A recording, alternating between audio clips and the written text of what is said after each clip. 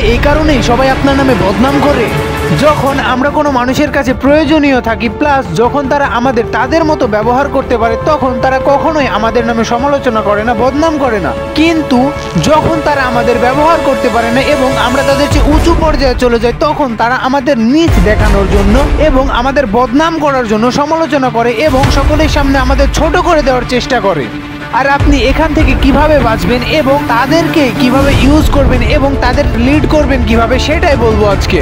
So এটা করে অনেক সহজ এবং অনেক কঠিনও বটে। সো তার জন্য আপনাকে তাদের ভরসা এবং বিশ্বাস অর্জন করতে হবে। আর এটি করার জন্য আপনাকে তাদের পাশে থাকতে হবে এবং তাদের খারাপ সময় তাদের সাপোর্ট দিতে হবে। কখনোই তাদের কন্ট্রোল করার চেষ্টা করতে হবে না, নিজেকেই ক্যাপেবল বানাতে হবে, যেন তারা নিজেরাই আপনার মধ্যে সেই প্রতিভাটি দেখতে পায় এবং তারা আপনাকে অনুসরণ করতে বাধ্য হয়। কারণ যে কাজটি পাওয়ার দিয়ে করানো যায় না, সেটি বিশ্বাস এবং ভরসা দিয়ে অনেক সহজে করানো যায়।